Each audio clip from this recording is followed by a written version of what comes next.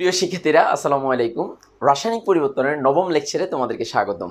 আজকে আমরা খুবই গুরুত্বপূর্ণ একটা টপিক নিয়ে আলোচনা করব, সেটি হচ্ছে ব্যান্ড অফ সমীকরণের লেখচিত্র। এখান থেকে ব্যান্ড অফ সমীকরণের লেখচিত্র থেকে প্রত্যেকটা বৎসরই যে সৃজনশীল এসে থাকে, সো এটা 3 নম্বরের জন্য অনেক গুরুত্বপূর্ণ। এছাড়াও এই জিনিসটা বোঝার ক্ষেত্রে যা যা দরকার সেটা হচ্ছে রাসায়নিক সাম্য অবস্থাটা এবং কিছু বেসিক জানা দরকার, লার সাথে লিয়ে নীতিটা। সো সেই বেসিকগুলো এবং আমরা ওই বেসিকগুলো থেকে ব্যান্ড অফ সমীকরণটা জানবো। আর এখানে যে রাসায়নিক সাম্য অবস্থা সেটা কি কি বিষয়ের উপর নির্ভরশীল এবং সেটা কিভাবে হতে পারে, সেটা সাধারণত ক বা ক্ষয়ে আসতে পারে, এছাড়া অবজেক্টিভের জন্য গুরুত্বপূর্ণ। সো এই বিষয়গুলো আমরা পড়বো। তাহলে সৃজনশীল মূলত আসে ব্যান্ড অফ সমীকরণের লেখচিত্র বলে আসে। সো সেটা কিভাবে আসে সেটা সহ আমরা বলবো, যাতে করে তোমরা বিষয়টা বুঝতে পারো। ঠিক আছে, সো আসো আমরা মূল আলোচনাতে যাচ্ছি। প্রথমে রাসায়নিক সাম্য অবস্থা দিয়ে শুরু করব।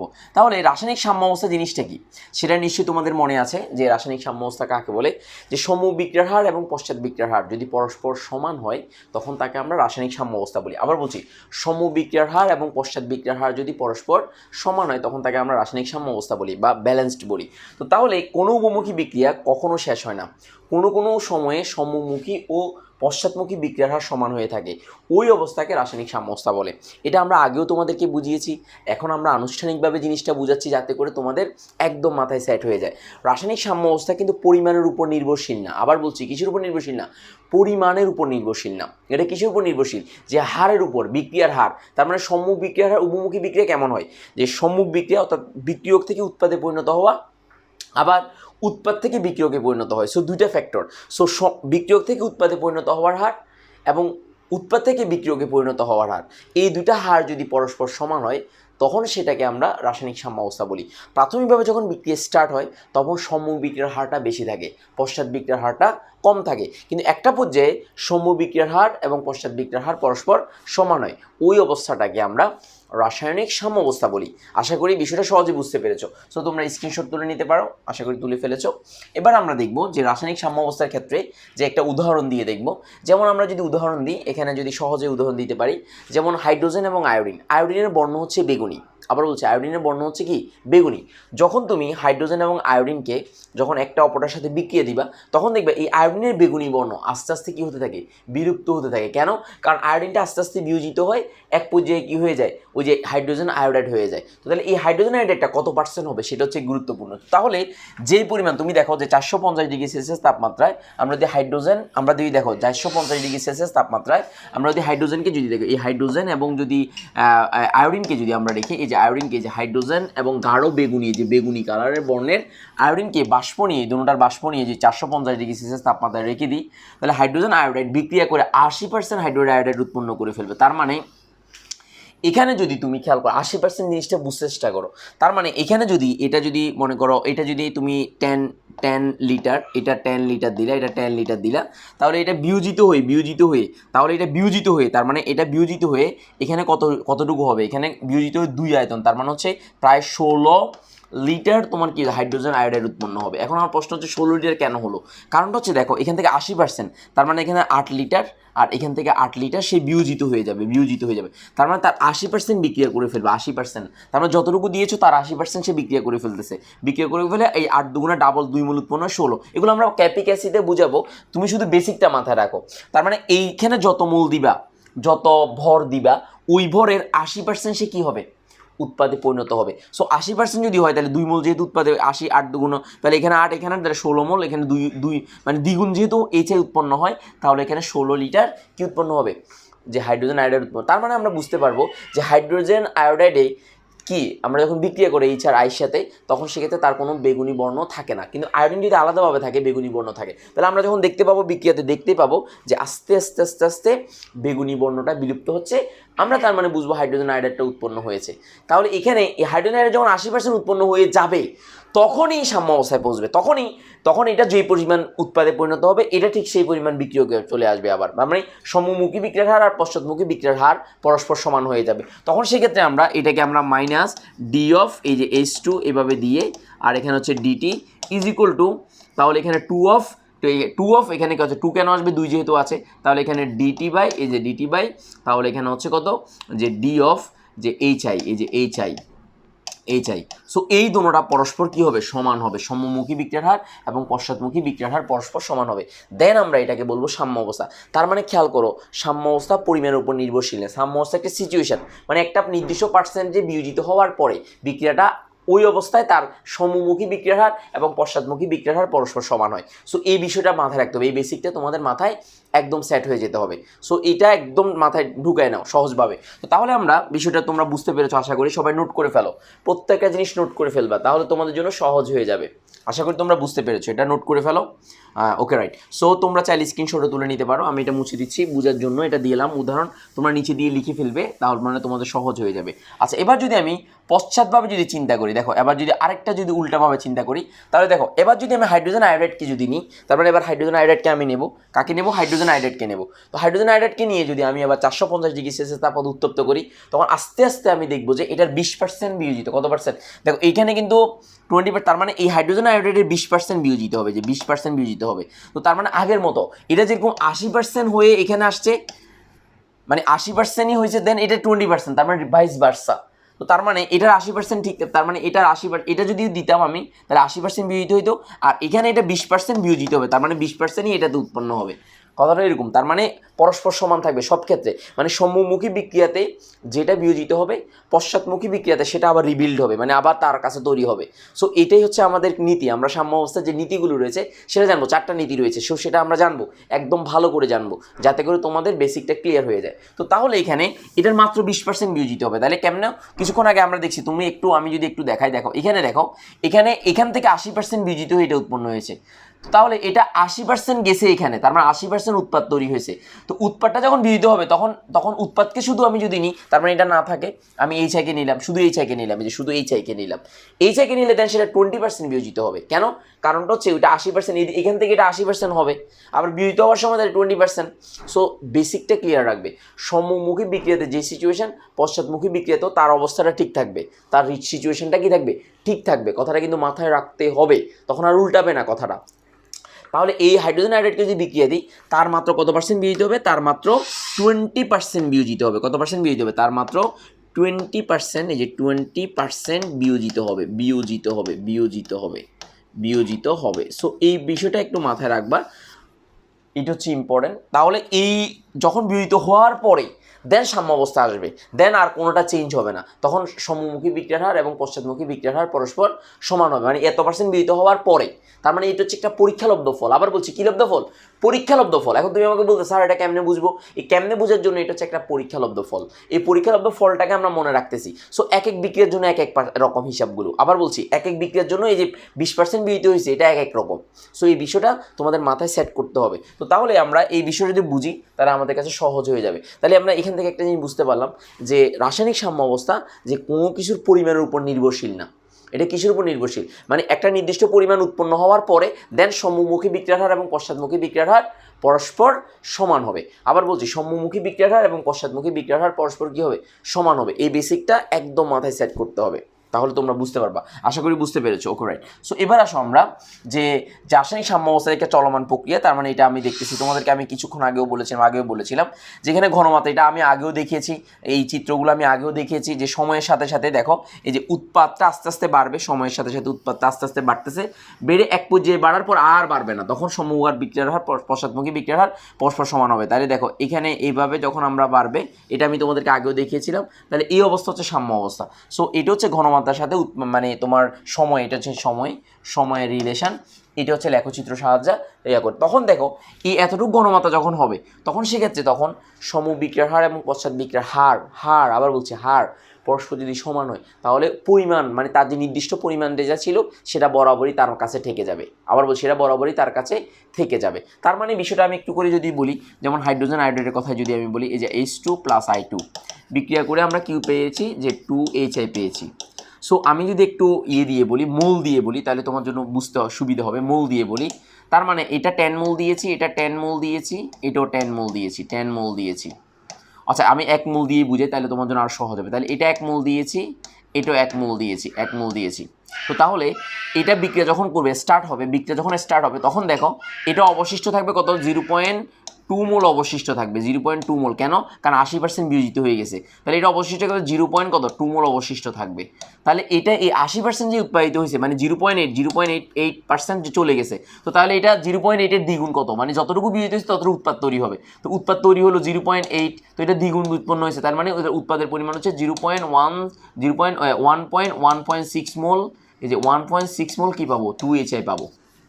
যখন একটা রাসায়নিক বিক্রিয়া যখন সংঘটিত হবে তখন যদি এই অবস্থা প্রাপ্ত হয়, তার মানে যে 0.2 আর 0.2 যদি অবস্থাটা প্রাপ্ত হয়, আর এটা যদি এত অবস্থা প্রাপ্ত হয়, হওয়ার পরে তারা এবার রাজসিক কাজ কারবার, তাদের সিচুয়েশন হচ্ছে আমরাই রাজা। তার মানে সেই ক্ষেত্রে এখানের পরিমাণও বিক্রিয়া যখন চলবে কিন্তু পরিমাণে চেঞ্জ হবে না, তার মানে এটা যতটুকু উৎপন্ন হবে দেন আবার পশ্চাৎ বিক্রিয়া ততটুকু আবার তাকে গেইন করে ফেলবে। তার মানে এই ক্ষেত্রে মানে এই অবস্থায় পৌঁছার পরে তখন আর কি হবে না যে এটার আর এটার কি হবে না, মানে পরিমাণে চেঞ্জ হবে না, তখন এটা যে পরিমাণ উৎপন্ন হবে এটা আবার পশ্চাৎভাবে সেই পরিমাণ তাকে আবার ব্যাক করবে, এটা যে পরিমাণ উৎপন্ন আবার তাকে ব্যাক করবে। তো ব্যাক করলে এটা এদিকে হয় এটা এদিকে, তার মানে বিষয়টা কি, মানে একটা সিচুয়েশন আসার পর এটা যেটা দিচ্ছে এটাও তাকে সেটা দিচ্ছে, তো ফলে দুজনের সিচুয়েশনটা সমান থাকবে, ফলে হার সমান থাকবে। আর হার সমান থাকলে তোমার কাছে মনে হবে it is stand still, but it doesn't, মানে তোমার কাছে মনে হবে এটা 1.6 মোল, তার মানে চেঞ্জ তো হচ্ছে না, এটা 0.2 চেঞ্জ তো হচ্ছে না, কিন্তু তলে তলে তারা রিক্সা চালায়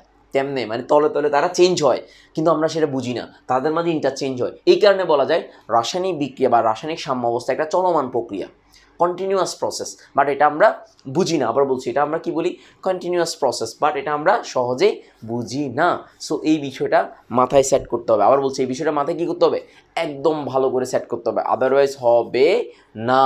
এই বিষয়টা একদম মাথায় সেট করে ফেলতে হবে, এই বিষয়টা, এই জিনিসগুলো, তাহলে তোমাদেরও সুবিধা হবে। তাহলে পরিমাণের সাথে যে হারের ব্যাপারটা, এটা কিন্তু একটা মানে লজিক্যালি বুঝতে হবে। সো এখানে ঘনমাত্রা কেন, একটা নির্দিষ্ট পাত্রের মধ্যে যেহেতু থাকে, তাহলে ঘনমাত্রা সমান মোল বাই আয়তন, তাহলে মোল বাই আয়তন, সেখানে ঘনমাত্রাটা এই নির্দিষ্ট পর্যায়ে আসার পর উৎপাদের পরিমাণটা বেড়ে গিয়ে সময়ের সাথে সাথে আর পরিবর্তন হচ্ছে না, আর উৎপাদের পরিমাণটা, বিক্রিয়কের পরিমাণটা কমে গিয়ে সময়ের সাথে সাথে আর পরিবর্তন হচ্ছে না, তাহলে ঘনমাত্রাটা একটা নির্দিষ্ট সময়ের পর কনস্ট্যান্ট থাকবে। কিন্তু তাদের মধ্যে একটা ইন্টারচেঞ্জ হয়, তার মানে ইন্টারচেঞ্জ হলে বুঝি না কেন, কারণ এ যা দে ও তা ফেরত দে, মানে এ যা দেবে ও তা ফেরত দেবে, ফলে দুইজনের মধ্যে ওই নির্দিষ্ট সিচুয়েশনে পৌঁছার পর তার আর ঘনমাত্রা কোনো পরিবর্তন হয় না। এটাই হচ্ছে সাম্য অবস্থা। আশা করি ফিল করাতে পেরেছি, এটা বুঝতে পেরেছো, যাতে এটা মনে থাকে। ওকে, রাইট। সো এটা খুবই গুরুত্বপূর্ণ একটা বিষয় ছিল, এগুলো না বুঝলে অনেক সময় কঠিন হয়ে যায়।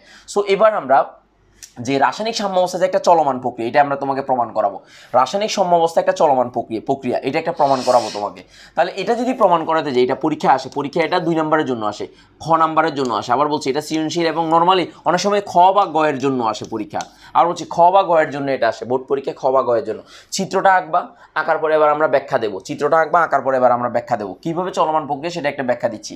তাহলে দেখো, চলমান প্রক্রিয়া ব্যাখ্যা দেওয়ার জন্য আমরা একটা বাস্তবতা নিতে হবে, তেজস্ক্রিয় আয়োডিন নিতে পারবে। তাহলে একটা প্রক্রিয়া মনে করলাম, একটা প্রক্রিয়া সাম্যাবস্থায় পৌঁছছে, আমি মনে করলাম, তার মানে H2 এবং I2 বিক্রিয়া করে 2HA উৎপন্ন হয়েছে, মনে করলাম এটা একটা সাম্য অবস্থায় পৌঁছেছে, মনে করলাম এটা কি অবস্থায় পৌঁছেছে, সাম্য অবস্থায় পৌঁছেছে, এটা আমি বুঝলাম। আবার বলছি, সাম্য অবস্থায় কী হয়েছে, এটা পৌঁছেছে, এটা আমি জানলাম বা বুঝলাম।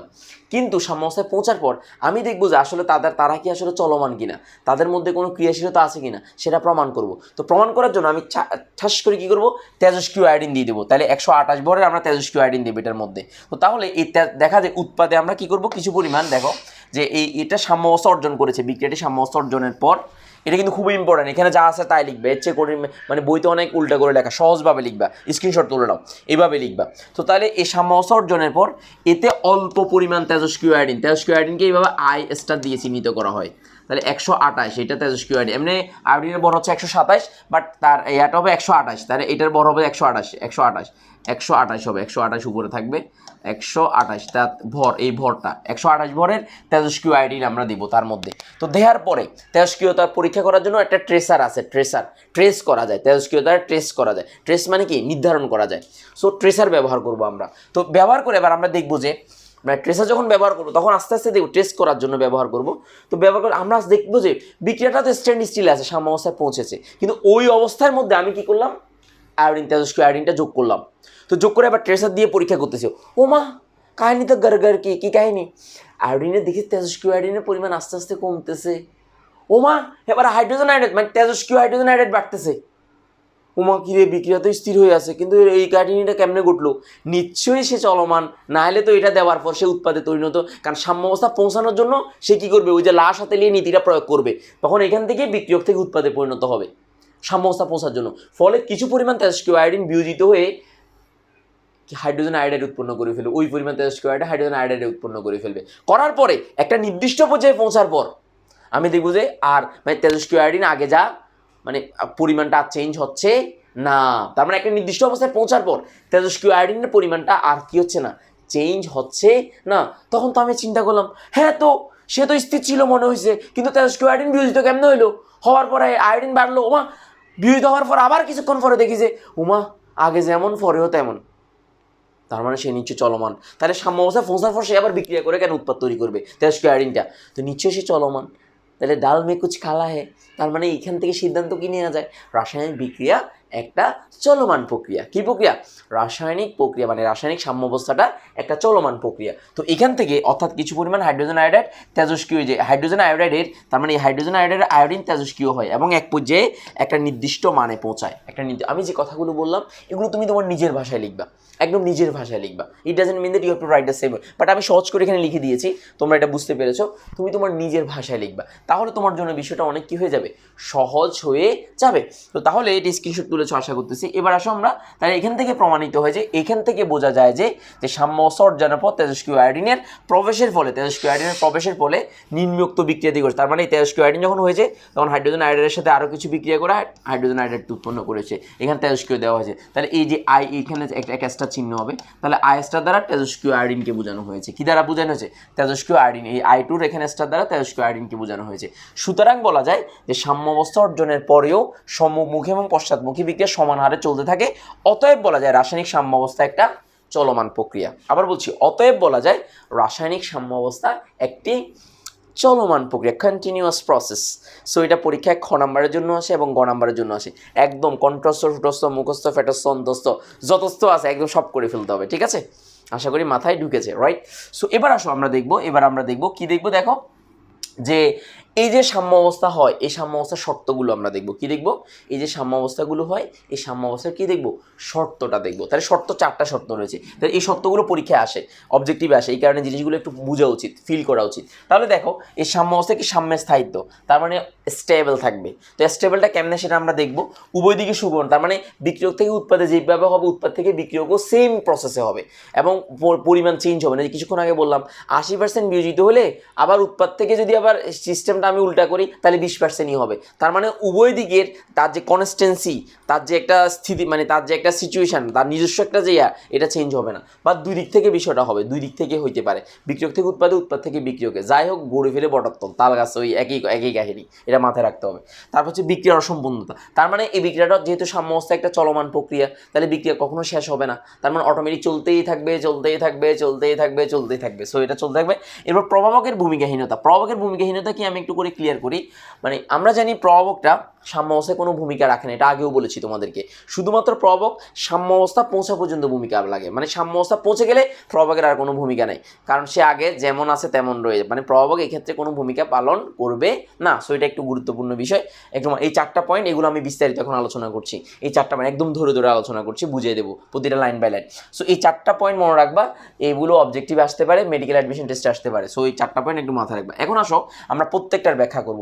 যেমন আমি সাম্যের স্থায়িত্বের কথা যদি ব্যাখ্যা করি, তার মানে হচ্ছে কোন একটা রাসায়নিক বিক্রিয়া যখন একটা নির্দিষ্ট বিক্রিয়া থেকে উৎপাদে পরিণত হবে, হওয়ার পর সাম্যাবস্থায় পৌঁছার পর সেই সাম্যাবস্থা সারা জীবন একই থাকবে, মানে সেই সাম্যাবস্থা চেঞ্জ হবে না, যদি তাকে বাহ্যিকভাবে কোনো বল প্রয়োগ বা বাহ্যিক চাপ, তাপ, ঘনমাত্রা পরিবর্তন না করি। আবার বলছি, মানে আগে যেমন পরেও তেমন, তার মানে একটা নির্দিষ্ট অবস্থায় পৌঁছার পর সে অটোমেটিক্যালি আগের মতোই থাকবে, বিক্রিয়ক এবং উৎপাদের পরিমাণটা নির্দিষ্ট থাকবে, কিন্তু তলে তলে তারা রিক্সা চালাবে, মানে তলে তলে তারা বিক্রিয়াটা করবে। সো এই বিষয়টাকে যদি আমি একদম সহজ করে বলি, তাহলে আমি একটু উদাহরণ দিয়ে দেখাচ্ছি। তবে শর্ত আছে, তাপ, চাপ, ঘনমাত্রার কোনো পরিবর্তন করা যাবে না।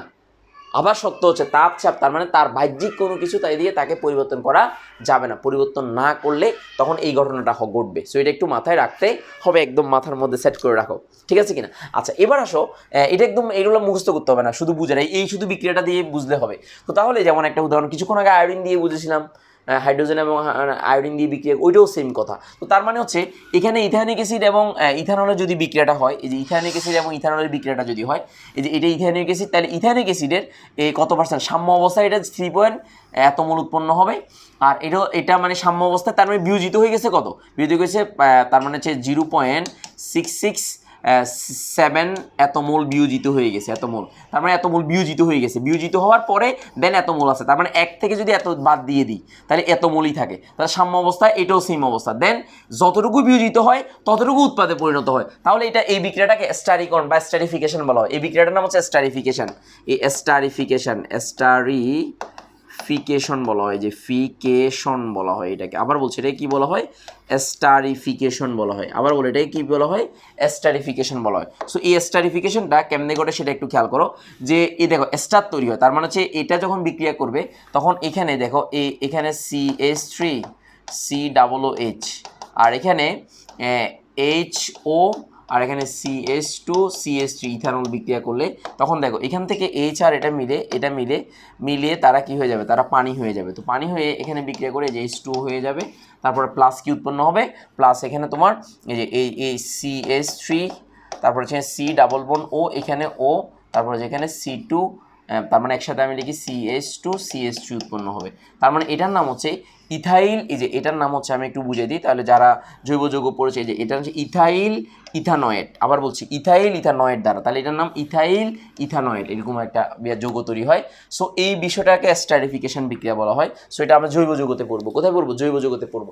তাহলে যে মোল মানে সাম্য অবস্থায় পৌঁছার পর, মানে বিষয়টা বেসিকটা হচ্ছে এটা, সাম্য অবস্থায় পৌঁছার পর সাম্য অবস্থায় কোনো উৎপাদ তৈরি হয় না প্রাথমিক অবস্থায়।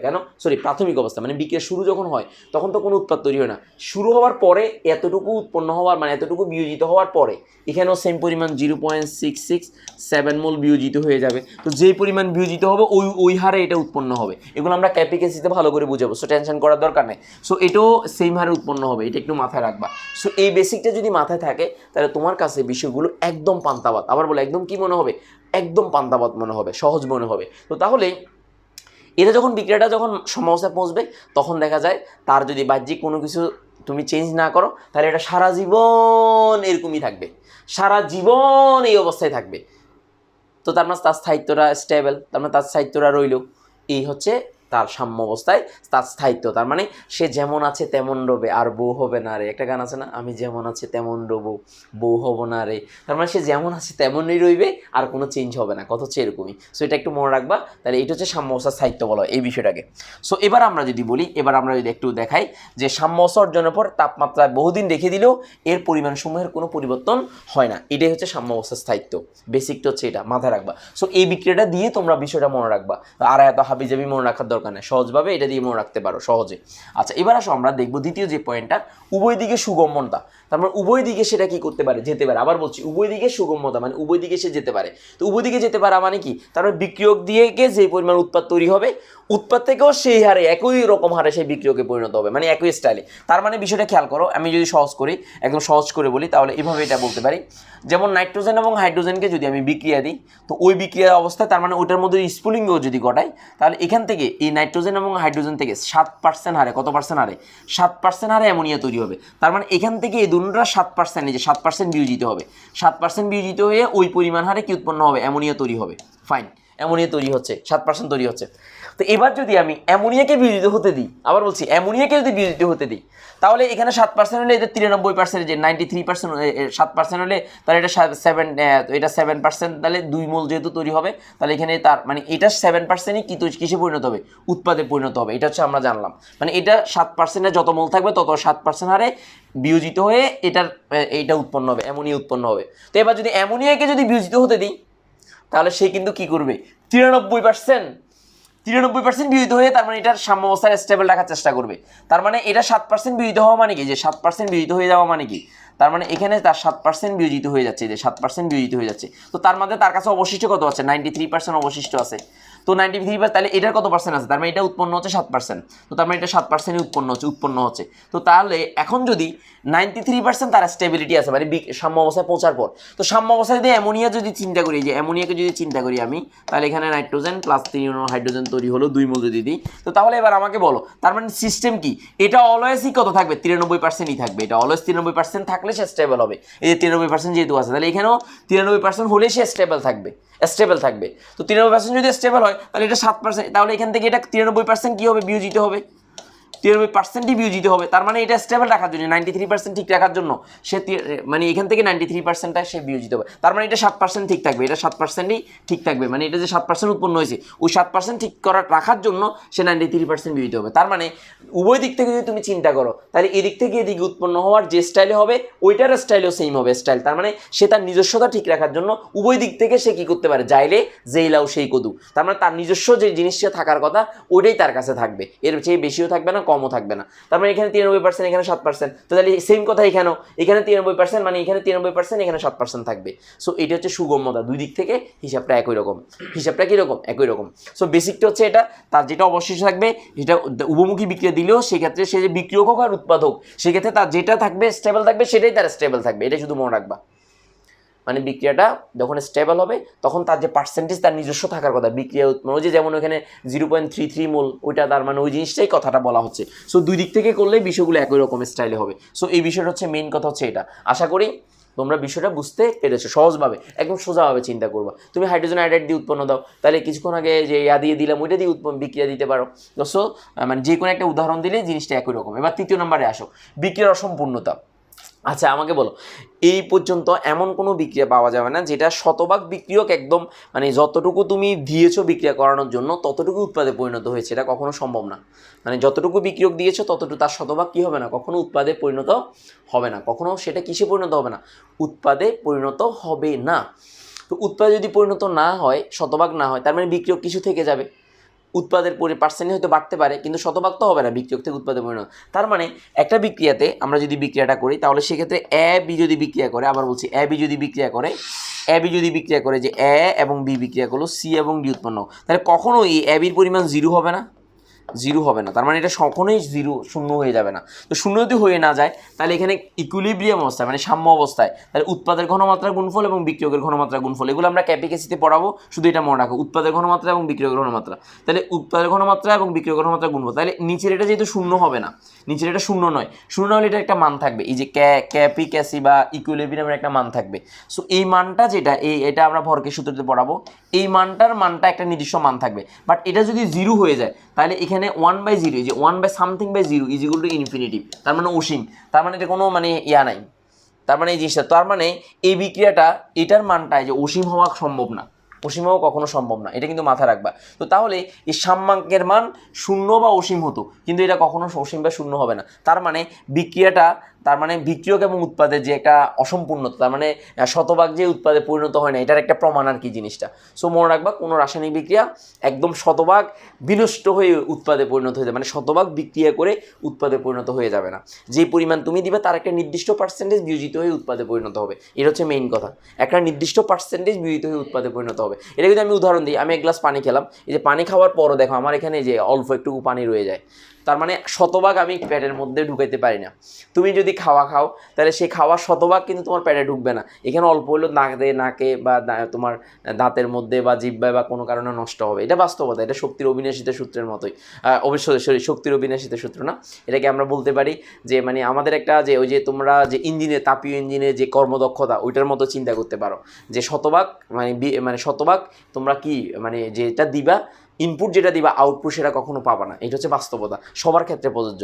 কর্মদক্ষতার পরিমাণ পার্সেন্টেজ বাড়তে পারে কিন্তু শতভাগ সেটা উৎপাদে পরিণত হয় না বা শতভাগ কর্মতে পরিণত হয় না, এটা কাজের ক্ষেত্রে তোমরা হয়তো জানতে পারো অনেকে। সো এটাই বেসিকটা মাথায় রাখবা, আশা করি বুঝতে পেরেছো। এবার আসলে 4 নম্বর, প্রভাবকের ভূমিকাহীনতা, এটা একটু খুব গুরুত্বপূর্ণ বিষয়।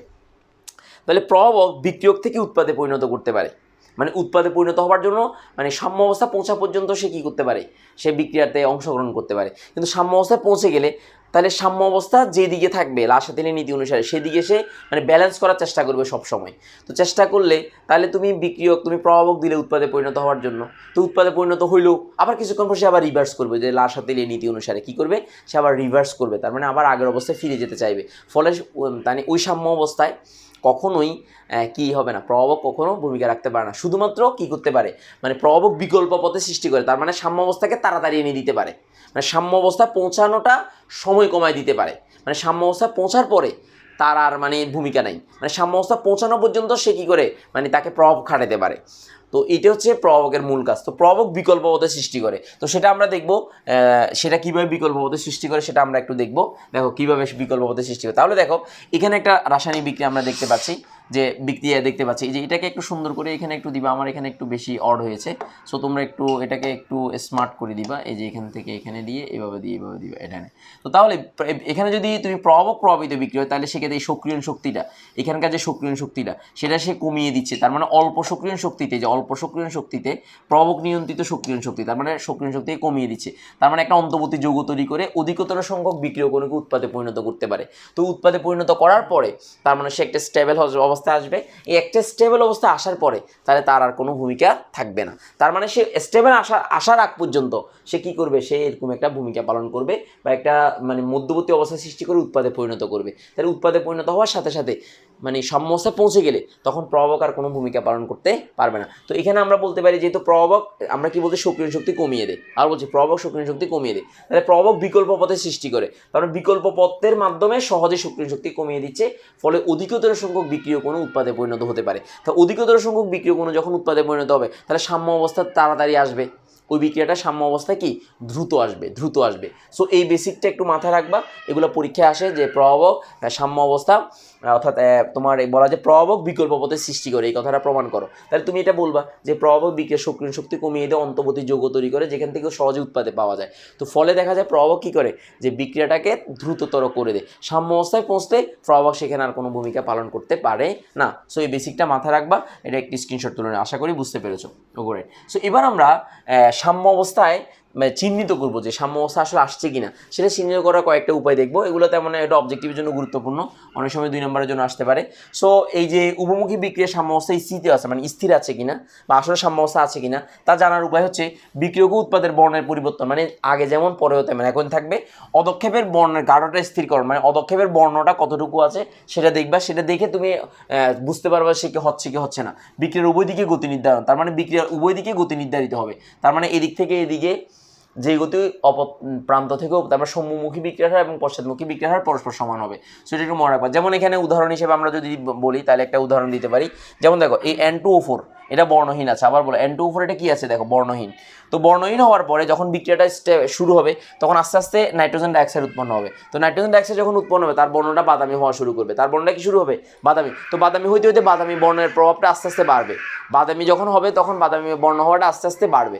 তো আস্তে আস্তে বাড়ার পরে এক পর্যায়ে গিয়ে তার আর কোনো বর্ণের পরিবর্তন হবে না, আর বলছি তার আর বর্ণের কোনো কি হবে না, পরিবর্তন হবে না। তো তার বর্ণে যদি পরিবর্তন না হয়, তুমি যদি দেখো হ্যাঁ এটা তো আগে যেমন আছে তেমন রয়েছে, তো তার মানে বিষয়টা কি, আমরা যে মানে এটা যে বিক্রিয়াটা যে সাম্য অবস্থায় পৌঁছেছে সেটা আমরা বুঝতে পারবো সহজে, যে সাম্য অবস্থায় পৌঁছেছে এই বিষয়টা সহজে কী করতে পারবো, বুঝতে পারবো। সো এইগুলো কয়েকটা জিনিস দেখে আবদ্ধ কাজপত্রে তুমি যদি দেখো তাহলে সেক্ষেত্রে তুমি ইজিলি জিনিসগুলো আইডেন্টিফাই করতে পারবা, বুঝতে পারবা। মানে হচ্ছে জিনিসগুলো একদম মানে 6 সেন্স দিয়ে বুঝতে পারবা অথবা পরীক্ষালব্ধ ফল দিয়ে তুমি বুঝতে পারবা। সো এইভাবে আমরা সাম্য অবস্থা আছে কিনা সেই জিনিসটা সহজে বুঝতে পারি। আশা করি তোমরা বুঝেছো। এবার আমরা দেখব যে উল্লেখ্য সাম্য অবস্থায়, দেখো এখানে একটা মজার জিনিস আমি একটু দেখতে চাই, এটা পরীক্ষায় আসে। তো সাম্য এই কথাটা একটু অনেক সময় পরীক্ষায় আসে, তো এটা ইম্পর্টেন্ট। তো সাম্য অবস্থা উৎপাদে NO2 এর মোলার ঘনমাত্রায়, যে মোলার ঘন র হবে, এটা মোলার ঘনমাত্রার, এখানে মোলার ঘনমাত্রার র হবে, মোলার ঘনমাত্রার বর্গ বিক্রিয়কের নাইট্রোজেনের মোলার ঘনমাত্রা অনুপাতকে সাম্য ধ্রুবক ক্যাসি বলা হয়। তার মানে এখানে যেহেতু নিয়মটা হচ্ছে দেখো এখানে এই N2O4 যখন বিয়োজিত হয় তার মানে 2 মোল কি উৎপন্ন হবে, 2 মোল নাইট্রোজেন ডাইঅক্সাইড উৎপন্ন হবে। তো আমরা জানি যে ক্যাসি ইজ ইকুয়াল টু মানে মোলার সাম্যাঙ্ক ধ্রুবক ইজ ইকুয়াল টু উৎপাদের ঘনমাত্রায়, যে উৎপাদের ঘনমাত্রা ডিভাইড বাই তার যে সহগ আছে, সহগটা পাওয়ার হয়ে যায়, এটা বর্গীয় সূত্রতে আমরা জানবো। এরপরে তার বিক্রিয়কটা, এই যে বিক্রিয়কটা NH4 এটা, so NO4 right, N2O4। So এইভাবে পরীক্ষায় এইভাবে থাকবে, তার মানে এটার কোনো সহগ নাই এই কারণের পাওয়ার। সো এটা এই কারণে বলা হচ্ছে, দেখো এই কারণে এই কথাটাকে বলা হচ্ছে যে নাইট্রোজেনের মোলার ঘনমাত্রার বর্গ, তার মানে এটার মোলার ঘনমাত্রার বর্গ ও বিক্রিয়কের N2 এর মোলার ঘনমাত্রার অনুপাতকে সাম্যধ্রুবক ক্যাসি বলে। সো এটা আমরা ভরকের সূত্র থেকে নেক্সট যখন ভরকের সূত্র পড়বো তখন আমরা বিষয়গুলো জানবো। সো এটা নিয়ে আমাদের এখন পড়া নেই, শুধু একটু জেনে রাখা জিনিসটা, পরে আমরা জিনিসটা জানবো। এখন আসো মানে একটা মুহূর্তে, এটা হচ্ছে সাম্য অবস্থায় পৌঁছার পর, মানে এই অবস্থাটা কখন, সাম্য অবস্থায় পৌঁছার পর তার এই অবস্থা। এখন মনে হয় সাম্য অবস্থায় পৌঁছে নেই, বিক্রিয়াটা স্টার্ট হয়েছে মাত্র, এই অবস্থায় যদি তার এরকম একটা সাম্য ধ্রুবক বের করি, মানে স্টার্ট হয়েছে বা তোমাকে বিক্রিয়াটা শুরু হওয়ার পর তুমি চিন্তা করলে যে এটার অনুপাতটা কত দেখবো, তখন সাথে সাথে 20 টাকা স্টপ করে দিয়ে তুমি যদি করো, তখন এই যে কোনো মুহূর্তের অবস্থা, যে কোনো মুহূর্তের অবস্থা বলে কিউসি বলে। কিউসি মানে হচ্ছে রিঅ্যাকশন কোএফিসিয়েন্ট বলা হয়। এই দেখো রিঅ্যাকশন কোএফিসিয়েন্ট কিউসি, মানে যে কোনো মুহূর্তে যে কোনো সময় উৎপাদ বিক্রিয়কের মোলার ঘনমাত্রার এই অনুপাতকে কিউসি দ্বারা চিহ্নিত করা হয়। তো তাহলে কিউসি এর মানটা, যে কিউসি এর মানটা যদি ক্যাসি এর সমান হয়, তার মানে মনে করবে যে বিক্রিয়াটা সাম্য অবস্থায় পৌঁছেছে। ক্যাসির একটা মান থাকবে, ক্যাসিটা হচ্ছে সাম্য অবস্থায়, তার মানে জিনিসটা কিউসি আর ক্যাসি যখন সমান হবে বিক্রিয়াটা আর কোনো দিকে যাবে না, বিক্রিয়াটা বরাবর স্টেবল থাকবে, এটা কিন্তু মাথায় রাখতে হবে। সো এই কিউসি এর মান দেখে কোনো একটা বিক্রিয়ার ক্যাসির সাথে তুলনা করা যায়, সেই তুলনাগুলো আমরা কেপি ক্যাসি যখন পড়াবো, কিউসি যখন পড়াবো তখন বিষয়টা জানবো। শুধুমাত্র কিউসিটা চিনে রাখো, কিউসিটা হচ্ছে যে কোনো মুহূর্তের, মানে যে কোনো মুহূর্তে সাম্য ধ্রুবকে কিউসি বলা হয়। আবার বলছি, যে কোনো মুহূর্তে সাম্য ধ্রুবকে কিউসি বলা হয়। আর এটা হচ্ছে সাম্য অবস্থায়, মোলার সাম্য ধ্রুবক, সাম্য অবস্থায় এই ধ্রুবকটাকে বলা হয় ক্যাসি। তার মানে কিউসি যখন সাম্য অবস্থায় পৌঁছবে তখন তাকে ক্যাসি বলা যায়। আবার বলছি, কিউসি যখন, মানে কিউসিটা সাম্য অবস্থায় আছে তখন কিউসি আর ক্যাসি একই কথা, কিন্তু কিউসিটা বোঝাচ্ছে এটাই যে কোনো মুহূর্তে হইতে পারে, কিন্তু ক্যাসিটা বোঝাচ্ছে এটাই যে একদম সাম্য অবস্থায় তাকে ক্যাসি বলা হচ্ছে। সো এই বিষয়টা একটু মাথায় রাখবা। সো এই বিষয়টাকে আমরা সহজে চিন্তা করলে আমাদের সহজে কিউসিটা মাথায় রাখবা, আর ক্যাসিটা হচ্ছে সাম্য অবস্থায় থাকা। সো এগুলো আমরা পড়বো, শুধু একটু ধারণা দিয়ে দিলাম জিনিসটা, যে তোমার বিষয়টা বোঝার জন্য অবজেক্টিভে আসতে পারে কিউসি এর মান। এগুলো আমি একদম পাট করে পড়াবো, যখন ক্যাপি ক্যাসি পড়াবো তখন এই কিউসির বর্ণনা সহ একটা বিক্রিয়া যে কতটুকু সে কি সামনের দিকে আগাবে না পশ্চাৎ দিকে আগাবে সেটা দেখে সিদ্ধান্ত নিয়ে নিতে পারবো, কিউসির মানটা দেখে সিদ্ধান্ত নিয়ে নিতে পারবো। মনে করো আমি একটা সহজে বুঝাই, যে কিউসির মানটা কোনো কারণে বড় হলো, ক্যাসি থেকে বড় হলো, তুমি নিজে সিদ্ধান্ত নিয়ে নিতে পারো। তোমাকে আমি দেখাই, এই কিউসি এর মানটা ইজ গ্রেটার দেন ক্যাসি হলো, তো তার মানে কিউসির মানটা ক্যাসি থেকে বড় হওয়া, তার মানে কিউসিটা বেশি হয়ে গেছে, তার মানে উৎপাদের পরিমাণটা বেশি হয়ে গেছে। কিন্তু সকল বিক্রিয়া তো সাম্য অবস্থার দিকে ধাবমান, তো সাম্য অবস্থার দিকে ধাবমান মানে ক্যাসির দিকে ধাবমান, তো ক্যাসির দিকে যাওয়া মানে বেশি মান হয়ে যাওয়া মানে কি, তার তো গড়বড় আছে, তো তার মানে সে আবার বাম দিকে যাবে। সে কোন দিকে যাবে? বাম দিকে যাবে। সো এই ক্ষেত্রে তোমার যে ধারণা, সে বাম দিকে যাবে, যে বাম দিকে যাবে। তার মানে এই ক্ষেত্রে তুমি এইটা যদি দেখো তাহলে তুমি বলে বাম দিকে যাবে, বা বিক্রিয়াটা বাম দিকে ধাবিত হবে। তার মানে একটা সময় সেটার কি হবে? পতন হবে। তার মানে মানুষ যখন একটা নির্দিষ্ট স্টেজ থেকে যখন অনেক উপরে উঠে যায়, একটা সভ্যতা যখন, যেমন আমরা যদি বলি ইরাকের কথা, ইরানের কথা, এরা এক সময় সভ্যতা, আরব বিশ্বের এরা নেতৃত্ব দিয়েছে, আরবদেরকে ইয়ে করেছে, একটা সভ্যতা শিখরে পৌঁছে যাওয়ার পর তাদের আবার ধ্বংস শুরু হয়েছে, তারা আবার ডাউন করেছে। ঠিক সেমভাবে কোনো একটা সভ্যতা যখন অনেক উপরে চলে যায়, তো তুমি বলতে পারবে হ্যাঁ কোনো না কোনো সময় সে ধ্বংস হবে। তার মানে সে উঠে গেছে, তার মানে সে আবার পিছনের দিকে আসবে, তার মানে সে আবার পিছনের দিকে আসবে, ব্যাকে যাবে। ক্যাসি হইতে হবে সবাইকে, এই কারণে মধ্যপন্থা অবলম্বন করাটাই বেটার। সো ক্যাসি হইতে হবে। এছাড়া তুমি যদি মনে করো যে কিউসির মানটা যে ক্যাসির চেয়ে কম হয়, তার মানে সাম্য অবস্থার চেয়ে কম হয়, তার মানে বিক্রিয়াটা ডান দিকে যাবে, যে ডান দিকে যাবে, তার মানে সাম্য অবস্থার দিকে সে ধাবমান হবে। আর যদি কিউসি এর মানটায়, যে কিউসি এর মান ইজ ইকুয়াল টু ক্যাসি হয়, তাহলে সে সাম্য অবস্থায় থাকবে, যে সাম্য অবস্থায় থাকবে।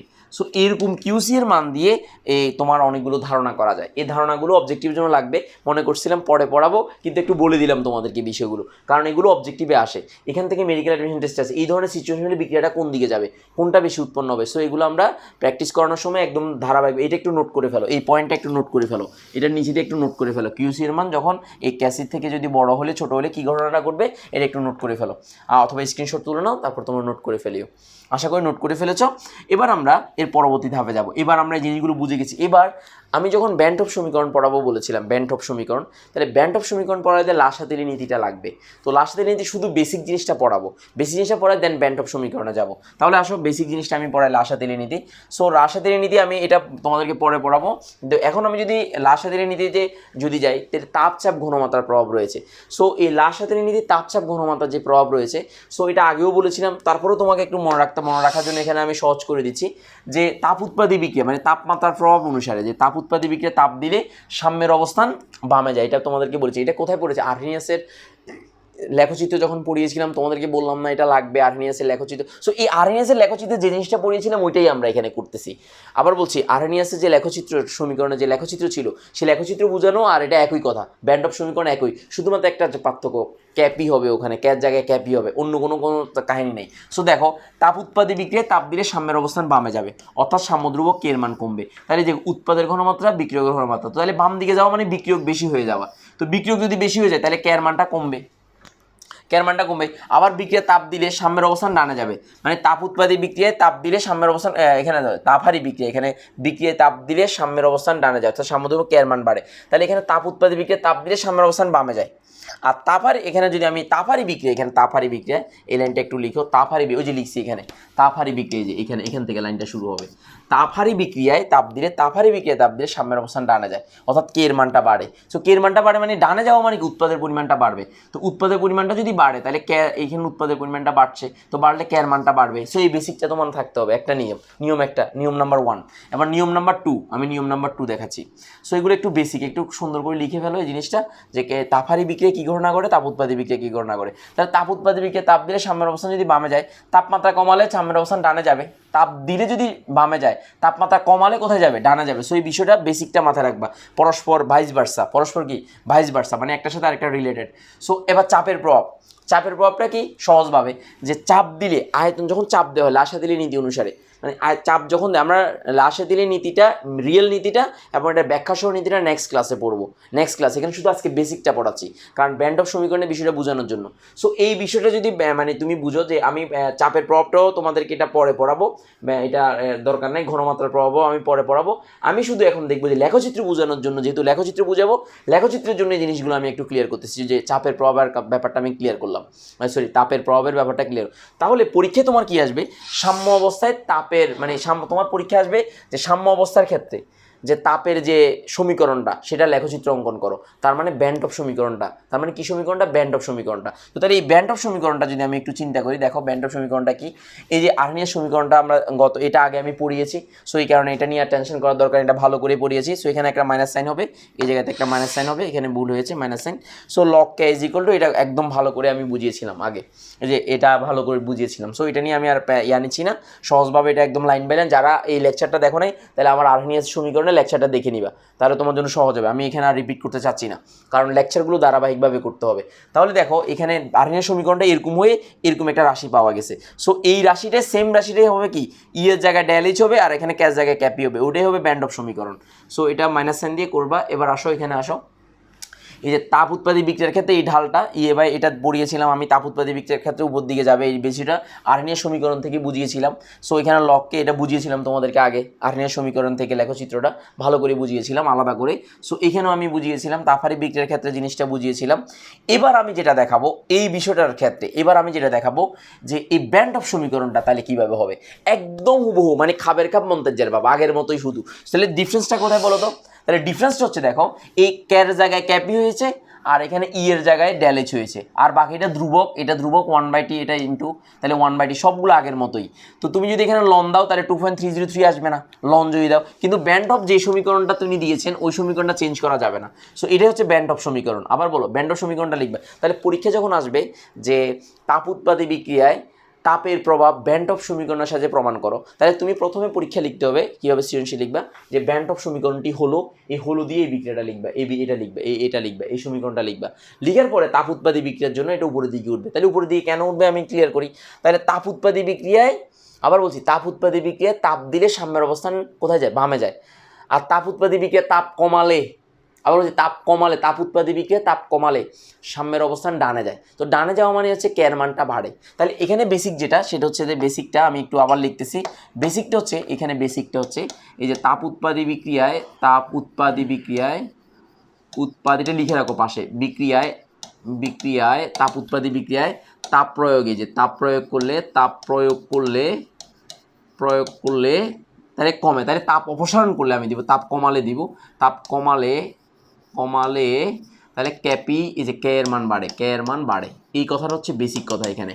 তো তাহলে এখন আসো এখানে দেখো এই এখানে দেখো এখানে এই 1/t, তো 1/t এর মান বাড়া, দেখো 1/t এর মান, তার মানে এই 1/t এর মান বাড়তেছে, 1/t এর মান বাড়তেছে, তাহলে 1/t এর মান কখন বাড়বে? তার মানে আমি যদি একটু উদাহরণ দিই, যেমন হচ্ছে 1/t এর মান আমি ধরলাম 2 ধরলাম, তারপরে আবার ধরলাম t এর মান 3 ধরলাম, আবার ধরলাম t এর মান 4 ধরলাম। সো t এর মান আমি কত দিচ্ছি? 2। t এর মানটা আমি 2 3 4 দিচ্ছি আমি, তার মানে তাপমাত্রাটা বাড়তেছে, তাপমাত্রাটা বাড়তেছে। দেখো এই তাপমাত্রাটা বাড়তেছে, কিন্তু দেখো খেয়াল করো, সহজভাবে চিন্তা করবা, তো তাপমাত্রাটা 2 3 4, তো তাহলে এখন এই 1/2 এর মানটা কিন্তু বড়, 1/3 এর মানটা কিন্তু এটার থেকে বড়। তো তাহলে আমার এখানে বড় মান কোনটা? এটা। তো এখানে যদি বড় মান, যদি এটা বড় মান হয় আর এখানে এটা হচ্ছে এই পাশে হচ্ছে, তো এই তোমার যদি বেসিকটা যদি মাথায় থাকে, তাহলে এই মানটা হচ্ছে ছোট মান, এই মানটা হচ্ছে ছোট মান, তাহলে এই মানটা হচ্ছে ছোট মান। তাহলে এই মানটা যদি ছোট মান হয়, তাহলে ছোট মান এই 0 থেকে যদি শুরু হয়, এই 0 থেকে যদি ছোট মানটা দিয়েই শুরু হবে, ছোট মান থেকে আস্তে আস্তে বড় মানের দিকে যাবে। তো ছোট মান থেকে যদি বড় মানের দিকে যায়, তার মানে ছোট মান থেকে যদি বড় মানের দিকে আসে, এই ছোট মান থেকে বড় মানের দিকে আসে, তাহলে আস্তে আস্তে টি এর মানটা কমতেছে না, টি এর মানটা কমতেছে না, তার মানে 1/t এর মান বাড়া মানে হচ্ছে তাপমাত্রা কমা, টি এর মানটা কমা। এই বেসিকটা মাথায় থাকতে হবে। আবার বলছি, 1/t এর মান বাড়া, এই মানে 1/t এর মান বাড়তেছে পুরোটার মান, কিন্তু টি এর মান কি হচ্ছে? কমতেছে না। তো তার মানে এই কথাটা মানে হচ্ছে তাপমাত্রা কমা, তাপমাত্রা কমে। তো কিছুক্ষণ আগে কি বললাম? তাপ উৎপাদী বিক্রিয়ার তাপমাত্রা যদি কমে, তাপ উৎপাদী বিক্রিয়ার তাপমাত্রা কমে, আমি 1/t এর মান কমে বলি নাই, আমি বলছি তাপমাত্রা কমে বলছি, আমি 1/t এর মান বলছি না, আমি তাপমাত্রা কমে বলেছি। তার মানে টি এর মান যদি কমে, তো তার মানে টি এর মান কমতেছে, 1/t এর মান বাড়তেছে, টি এর মান কমতেছে, আমি আবার বলছি, তার মানে 1/4 আগে শুরু হবে, তারপর শুরু 1/3 শুরু হবে, তারপর 1/2 শুরু হবে, তার মানে আমি এই যে 4 3 2, তার মানে তাপমাত্রা আস্তে আস্তে কমতেছে। তো তাপমাত্রা যদি কমে, তাহলে কি বলেছিলাম? ক্যার মান বাড়ে, যে ক্যাপি, জাস্ট এই জায়গাতে ক্যাপির মানটা আস্তে আস্তে বাড়ছে। তো বাড়লে এরকম একটা যদি বাড়ে, তো বাড়লে এটা হবে কি বলতো? এই জিনিসটাই যে এখানে যে বাড়তেছে, এখানে একটা নির্দিষ্ট জায়গা থেকে শুরু হয়, এটা একটা নির্দিষ্ট জায়গা, এই জায়গাটাকে ধ্রুবক বলা হয়, এই জায়গাটাকে ধ্রুবক বলা হয়, ধ্রুবক। একটা নির্দিষ্ট জায়গা 0 থেকে শুরু হয় না, একটা নির্দিষ্ট প্রান্ত থেকে শুরু হয়, এই মানটাকে ধ্রুবক বলে, যে ধ্রুব যে রাশি আছে এই ধ্রুবক। এই কারণে তোমাকে যদি ধ্রুবক কোনটা বলে, তাহলে এই অংশটা, মানে যে একটা নির্দিষ্ট অংশ থেকে শুরু হবে, মানে যেখান থেকে শুরু হবে সেটাই হবে ধ্রুবক, সেই মানটা হবে ধ্রুবক। সো দেখো এটা বনাম যদি এটা লেখচিত্র করি, তাহলে এই পুরোটার মানটা পাবো, পুরোটার মান, এই ঢাল যেটা ঢাল, এই 1/, এটা হচ্ছে ঢাল, তো ঢালটা হচ্ছে আমি যদি এখানে যদি বলি x, তো তাহলে এখানে আমি এই এল, এটাকে এল ধরলাম, তাহলে এটা এল, তাহলে এই লম্ব বাই ভূমি, আবার বলছি লম্ব বাই ভূমি, এই লম্ব বাই ভূমি হচ্ছে কি? ঢাল, tan থিটা, লতিপতি লবু, লম্ব বাই ভূমি, লম্ব বাই ভূমি হচ্ছে tan থিটা, তো tan থিটা সমান ঢাল, ঢালকে এম দ্বারা চিহ্নিত করা হয়, এই এম এর মান হচ্ছে এই যে এটা, এম এর মান হচ্ছে এটা, যেটা আগে আমরা ওয়াই যেগুলো এম এক্স এর সাথে তুলনা করেছিলাম। সো এবার তুমি এটা আমি বুঝাইলাম, এটা তুমি কি এত কিছু মুখস্থ রাখতে হবে না? কিছু মুখস্থ রাখতে হবে না, তুমি শুধু ওই ওয়াই যেগুলো এম এক্স প্লাস সি, এটা ঢাল, এটা 1/t এর মান, এটা মনে রাখবা। আর তুমি শুধু মনে রাখবা তাপ উৎপাদী বিক্রিয়ায় খালি উপরের দিকে উঠে, মানে এই ঢালটা উপরের দিকে উঠবে, শুধু এই কথাটা মনে রাখবা। তো চিত্রটা ক্যাপি লগ ক্যাপি, আর এখানে ওয়াই মানে হচ্ছে কত? 1/t, ওয়াই মানে হচ্ছে 1/t। তো সোজাভাবে তুমি চিন্তা করবা, এখানে আসলে বোঝানো উচিত ছিল যে এটা ওয়াই, এখানে এটাকে ওয়াই দেওয়া দরকার ছিল। সো এখানে এটাকে যদি ওয়াই দাও, তাহলে এখানে যদি ওয়াই দিতা, তাহলে এখানে ওয়াই/x লিখতা, ওয়াই/x, তার মানে হচ্ছে এটা ওয়াই অক্ষ বা এই এক্স অক্ষ, তার মানে এটা সমান হচ্ছে ঢাল। আর এখানে যদি ওয়াইটা না দিতে আর কি। সো এটা একটু মানে মাথায় রাখবা, ওয়াইটা এখানে থাকলে এই যে ওয়াই/x, এটা এক্স এর মান, এটা ওয়াই এর মান, সো এটা একটু মাথায় রাখতে পারো, এটা সমান ঢাল, মানে পরীক্ষায় বোঝানোর জন্য। তাহলে এই ক্যাপিটা হচ্ছে আংশিক চাপে সাম্য ধ্রুবক, এগুলো আমরা ক্যাপি কেসে যখন পড়বো তখন আলোচনা করবো। শুধু এখন আপাতত মাথায় রাখবা, ক্যাপি সমান হচ্ছে আংশিক চাপে সাম্য ধ্রুবক, আর ক্যাসি মানে হচ্ছে মোলার ঘনমাত্রার সাম্য ধ্রুবক, আর কিউসি মানে হচ্ছে যে কোনো অবস্থায় সাম্য ধ্রুবক।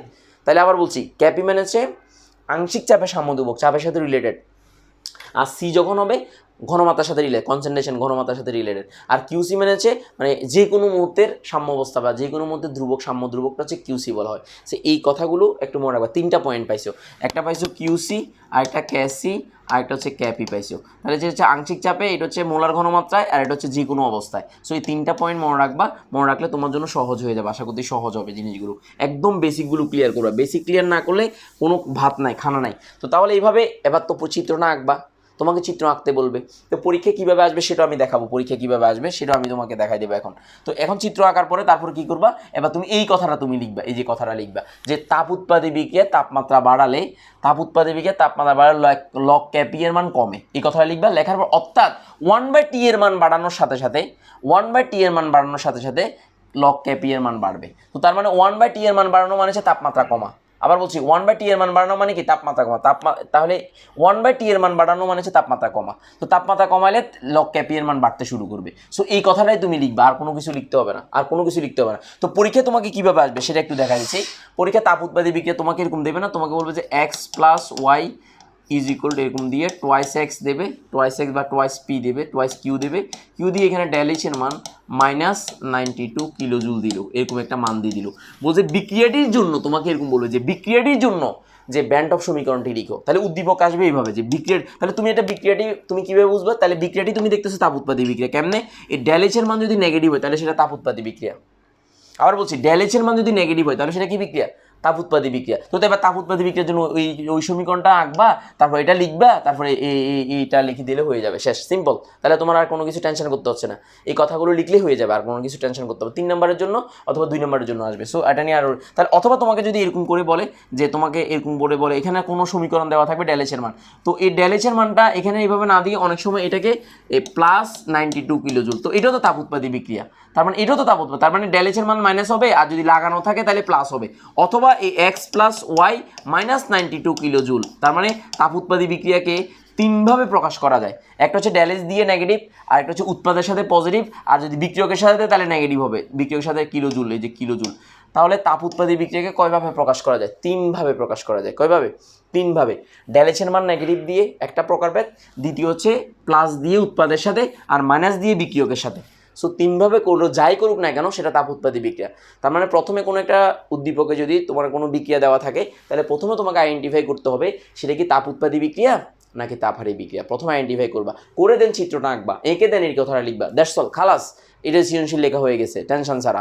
সো এই বেসিকগুলো থাকলে দেন সৃজনশীল আনসার করতে পারবা, কারণ এখান থেকে সৃজনশীল এসেছে অনেকবার, প্রায় 5-6টা বোর্ডে এরকম সৃজনশীলগুলো এসেছে। সো এই কারণে এটা খুব গুরুত্ব সহকারে পড়াচ্ছি, এরকম বেসিক সহ বুঝাই দিচ্ছি, গুরুত্ব সহকারে পড়াচ্ছি, এটা মাথায় রাখতে হবে। যদি বুঝতে অসুবিধা হয় ভিডিওটা বারবার পজ করে দেখবা, আর কোনো সমস্যা হলে আমাকে সাথে সাথে ফোন দিবা, দ্যাটস অল, আর কোনো টেনশন করার দরকার নেই।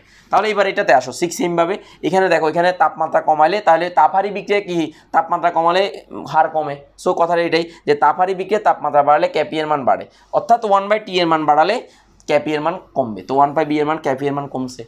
তো এবার তাপহারী বিক্রিয়া তুমি বুঝবে কেমনে, তো তাপহারী বিক্রিয়া যদি উল্টাটা এটার, তাহলে এইখানে মাইনাস থাকবে, এখানে প্লাস থাকবে, আর যদি ডেল এইচ আকারে থাকে ডেল এইচ এর মানটা পজিটিভ থাকবে, পজিটিভ।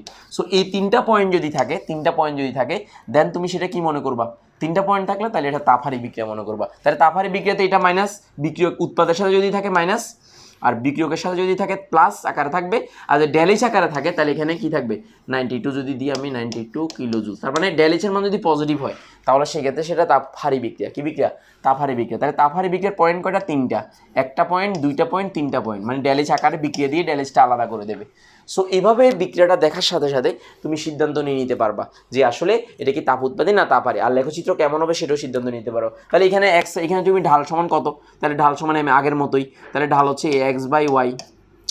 y/x হবে, তাহলে লম্ব বাই লতিভূতি লম্ব বাই ভূমি, তাহলে লম্ব হচ্ছে y/x ভূমি, তো তাহলে এটা সমান হচ্ছে ঢাল m। তাহলে m এর মানটা কত, এই m এর মানটা হচ্ছে মাইনাস, এই যে মাইনাস ডেল এইচ, এই যে 2.303 আর, এটাই হচ্ছে এম এর মানটা, এটা এম এর মানটা। সো এটার মানটা হচ্ছে এটা। সো এটা লিখে সুন্দর করে সমীকরণটা লিখবা, তারপর তোমার জন্য সহজ হয়ে যাবে। সো এটা পরীক্ষায় আসবে, এখানে গুরুত্ব সহকারে পড়তে হবে, আবার বলছি গুরুত্ব সহকারে পড়তে হবে, আবার বলছি এটা গুরুত্ব সহকারে পড়তে হবে, তাহলে এটা পরীক্ষা আসবেই, এটা হচ্ছে একদম অবভিয়াস একটা কথা। তার মানে এটা থেকে আনসার যাতে কোনোভাবেই তোমার মিস না হয়, সো এটা বি কেয়ারফুল। আশা করি সবাই আমার সাথে নোট করে ফেলেছো, স্ক্রিনশটটা সুন্দর করে নোট করে ফেলবা, তাহলে তোমার আর এই বিষয়ে কোনো সমস্যা হবে না ইনশাল্লাহ, একদমই সমস্যা হবে না। তো তাহলে নেক্সট ক্লাসে আমরা লাসাতেলি নীতিটা পড়াবো, এর প্রয়োগটা পড়াবো ইনশাল্লাহ, এবং বাকি অংশগুলো আমরা পড়াবো এবং সৃজনশীলগুলো প্র্যাকটিস করাবো ইনশাল্লাহ, আশা করতেছি। তো তাহলে তোমরা সবাই ভালো থাকো, সুস্থ থাকো, ধন্যবাদ সবাইকে, আসসালামু আলাইকুম।